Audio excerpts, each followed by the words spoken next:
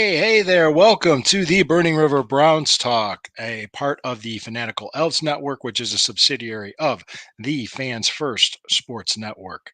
My name is Lou Marconi at L Marconi251 on Instagram, at L Marconi 1973 on Twitter X. Yeah, first day of mandatory mini camps, practices, and very interesting because we're missing one player. Amari Cooper, our number one wide receiver, is holding out for an extension. Actually, for a better contract extension than what's being negotiated. We could talk. I'm going to talk into detail about that, and also kind of just mention what I think is going to happen with the stadium as well, and how I think this whole thing's probably going to end. But without any further ado, before we go any further, hope you guys enjoyed the Squad Pod, the show before me, with my Friday night co-host Sherry, and with my other good friends Lysandra and Lana. A very good friend, an old dear friend of mine, was on that show today. Jeff Gorman, great wrestling ring announcer, known him for years, great friend and a great guy. But before we go any farther, it's time for me to take a break for a word from our sponsors. All right, we're back. Thank you very much. Appreciate you. Appreciate each and every one of you. Okay, let's get into this. Thought we weren't going to have any drama. I thought we weren't going to have any drama going in to this training camp, but we have a little bit. So Amari Cooper right now is on the salary cap for about $23 million. He's scheduled to make $20 million on the final year of his contract, and he's about to turn 30 years old. Now, when the Cleveland Browns pay players, they pay their the team and organizational philosophy, keep this in mind, is to pay the player that he's going to be, not the player that he was. Because what he was is not as useful to you as what he's going to be. And it's what they're going to project. So they're right now, Amari Cooper and his representation are negotiating with the Cleveland Browns on an extension for the last year of his contract. The Browns want to keep him. He wants to stay, but it has to be what both of them consider a fair deal. And things like this happen. This happens all the time in the NFL. It's not just a Cleveland Browns thing. It's not just a Cleveland thing. I've many years have seen that. More than likely, it could be a little bit on the money, but it become more of the years. Because as a organizational philosophy as well, the Cleveland Browns don't like to invest too heavily on players that are past their 30s.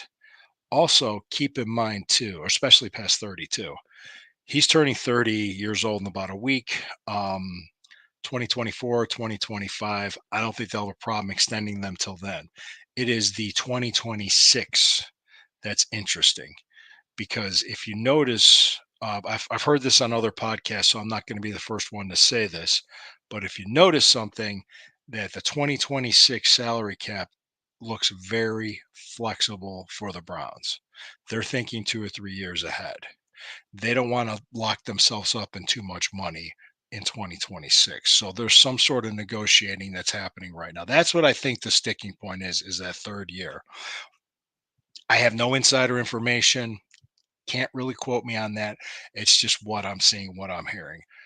So, with that in mind, keep in mind what is 2026 so significant? It is the last year of Deshaun Watson's contract. That's right.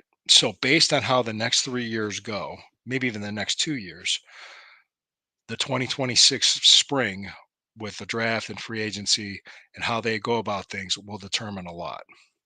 So, it really depends on how the next two seasons go with Deshaun Watson and the crew.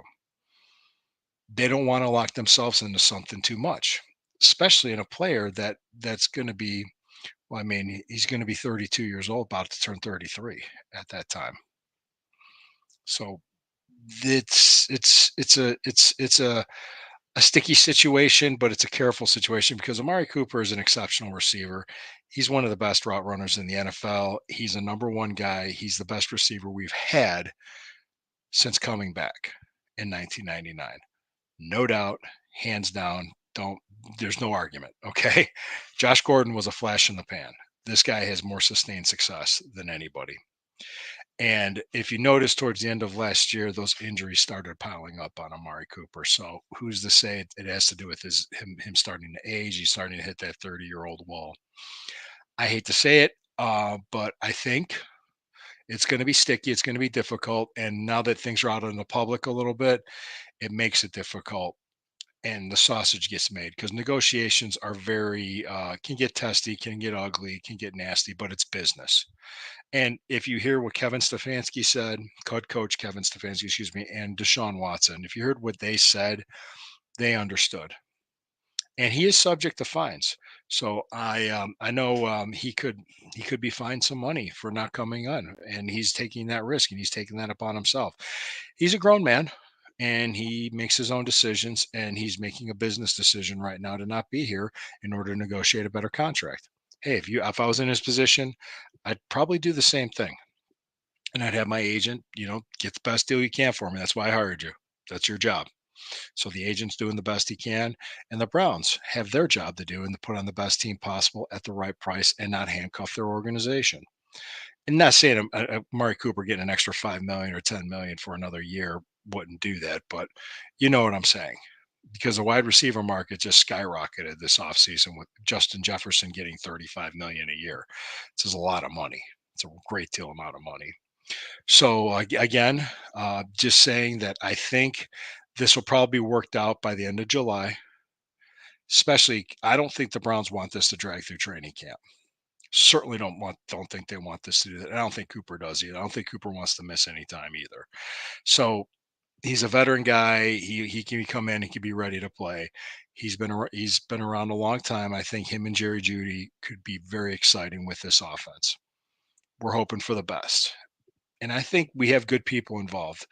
And I'm not just being rah rah. Now, if this drags into training camp and we are 2 months from now in early August still talking about this, that's not good. Definitely not good. He needs to be ready to go training camp at the Greenbrier at the end of July. So let's just hope that that something can get worked out between the two, that they find to be a fair and equitable deal, and it'll happen. But right now we still have time. And it just shows that there's negotiating happening, because I wouldn't be surprised if three get extended this season. Mari Cooper, Jeremiah Usu Koromoa, and if by the end of the year, Nick Chubb. They're not going to extend Nick Chubb until they know what they got in him this year. So, but I see him coming back and having a pretty good year. And it's just me wearing my Browns gear and being a fan. It could be. I could be wrong. And if I am wrong, I'll come on here and I'll admit it. I'm not going to hide from anything or hide behind anything. One last thing I would expect, because based on what the city of Brook Park did recently, rolling out the red carpet to the Browns and making it pretty much official, I would expect a deal to be announced or something to be announced and renderings to be released. There's going to be a dome stadium built that's going to probably open beginning of August, 2029, because this lease is up with the stadium at the end of the season in 2028. Wouldn't be surprised if that happened. Not at all. And you know what?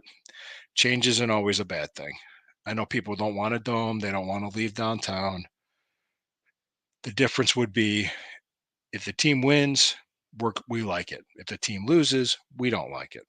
As simple as that. It's like when they had the white uniforms on last year. They lost the first game, but then they won the next two with the white out uniforms. I like them. I like them no matter what. So let's just hope that everything does work out. So I would think by October we'll know what's happening, and there's nothing's going to be put on a November ballot. I think a lot of private money is going to be used to build this. There's going to be some public funds as well, plus from the state, from the county, and from the city of Brook Park, as well as the Haslam's money. And the Haslam's are going to help the city of Cleveland develop downtown on the waterfront, because having an outdoor only, football only stadium empty 360 days out of the year, excuse me, 350 days out of the year, pardon me, it's just completely worthless to do that. It makes no sense. So thank you. I appreciate you. I appreciate each and every one of you. This is the Burning River Browns Talk, and the part and on the Fanatical Elves Network, which is a subsidiary of the Fans First Sports Network. Please like, comment, share, hit that notification bell, and subscribe. We appreciate each and every one of you. I love the dialogue. I love the comments, guys. Thank you very much for all of that. I would expect Amari Cooper to be in training camp. Knocking on wood that it's going to be worked out. I think there's just some particulars that need to be worked on. It's just a part of the negotiation process. So, guys, I'm here for you. Always remember, when the river burns, it burns brown and orange. I'll see you tomorrow night at 9:30. Have a great night.